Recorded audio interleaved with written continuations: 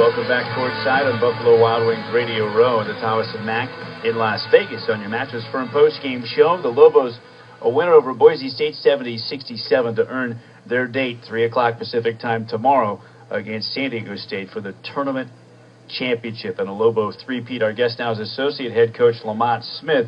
Lamont, a lot of different things that we could start with. As you pour over the stat sheet, one thing that we pointed out in the first half, 8 turnovers committed by the Lobos in the first half, and New Mexico really did clean that up significantly in the second half. Yeah, that was a big emphasis going in the half. I think like you said, we had 8 turnovers, and just really wasn't taking care of the ball. And I want to say they had maybe 12 more shots than us in the first half, and that's a big deal when you play in these championship games and trying to advance deep into this tournament. Hey, Lamont, Deshaun Delaney, probably the best game of his career since he's been here. It looked like the toe was bugging him, but he was able to fight through it.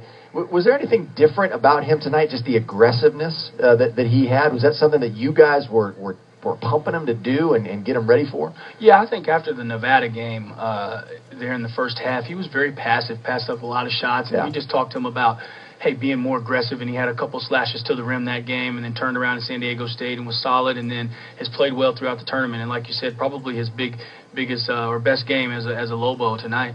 He had a couple of slashes yesterday against Fresno State, and I thought there was a confidence carryover today. And another thing, early in conference play, he was hitting threes, and it seems to me, now that's on film, they go out and chase him a little bit on that line, and he's so good when he puts it on the floor. That was a good reaction to that. Absolutely. That's a big part of our player development. We want to be able to stretch guys, especially on the perimeter with threes, and then when they close out, a little bit reckless, put it on the floor and go by him, and he's as athletic as they come and can really get to the rim. How big a deal is it? You had Cameron Bairstow chasing bro play. That's such a difficult thing for Cameron to do. How big of a deal is it to have bro play in the locker room and not out there for those last few exchanges? I think that was very huge. An unfortunate play that happened. Right.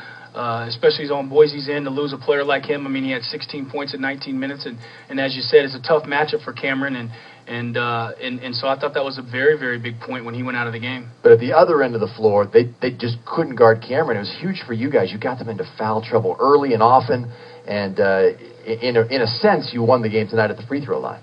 Yeah, absolutely. It's funny you say that. We won the game at the free throw line, yet we only shot 61% from the foul line, missed some key ones down the stretch, but guys made them when they needed to make them, and Cameron got to the line 18 times tonight and 15 for 18, and I thought the game was very physical game, and they really, with being undersized, they said, hey, we're going to be really physical and try to move our feet and be tough against you guys. It was a great game plan, but we went to the line and made our free throw, so it was good. Kendall was 1 for 6 at the line when he went back to the line for the 2 biggest foul shots of the entire season, and that's a gut check deal right there. That's something where it can get in your head, and he iced those 2 free throws when your confidence is wavering like that. How difficult is that? That is so impressive what he did tonight. Absolutely, and we expect nothing different from Kendall. Player of the year last year, senior, last go around at it, and he just had some misfortune on those first 2 free throws. He's a good foul shooter. Didn't shoot it great from tonight from the line, but made them when they counted. And the other thing, we've been watching his jump shot seem to get more arc on it here over the last few games as he's tried to get his shooting rhythm back. And even though 5 for 12 again tonight, like yesterday, the huge threes that he hit tonight in transition, the corner 3 was enormous. Just his confidence seems to never waver. No, not at all. I think he made the one that we ended up going up. We're up 2 and we went up 5, and then the one in the corner was the dagger. He's just a guy who makes plays, and he wants the ball in his hands at that time. He's a player's player, and he made shots tonight. All right, so for the last week, I know in the back of everyone's mind has been San Diego State. You want another crack at them after the way it ended last Saturday. We can finally talk about it now because you get a chance.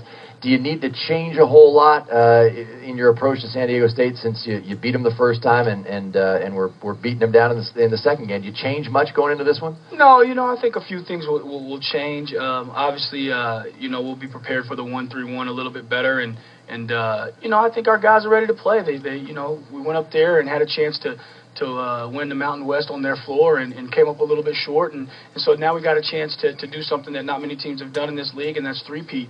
And so our guys are excited and up for the challenge, and we know what San Diego State brings. It's going to be a very difficult game, but we're up for it. All right, walk fans through what the next 15 hours look like. You got a game in 15 hours from now. What do you do with the guys in that time? Well, we have this media session that's open to the media here for 30 minutes in the locker room. So once we get that, we'll get them back on the bus. We'll get them some food, and they're immediately down.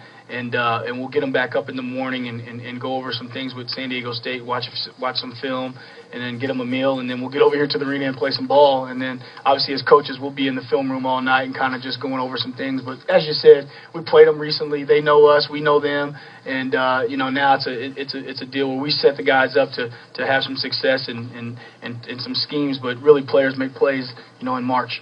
I love the attention to detail in the preparation for a week like this where you play a 6 o'clocker at 8:30 and then a 3 back to back to back. Diego Baca, after your walkthrough earlier today, is racing upstairs to get a container so he can come back down to the team room and pile all of the fruit that was left in the team room. So you guys would have that here tonight for some fuel at halftime or whenever the guys might need it, because that's the kind of thing that happens, man. You get the lactic buildup going when you're playing these games back to back to back, whatever you can do to refuel. Absolutely. And I think these guys, being a veteran group, they know what to do to take care of their bodies. They know how important rest is. They know how important putting the right stuff in their body is. So we'll go back and do the same things that we've always done all year long that have helped us have success, and we'll get at it at 3:30. Lamont, thanks a lot for stopping by. Thank you. Nice job. Good win. Thanks a lot. Lobo Associate Head Man Lamont Smith is our guest. The Lobos are winners 70-67. The final score over Boise State here tonight.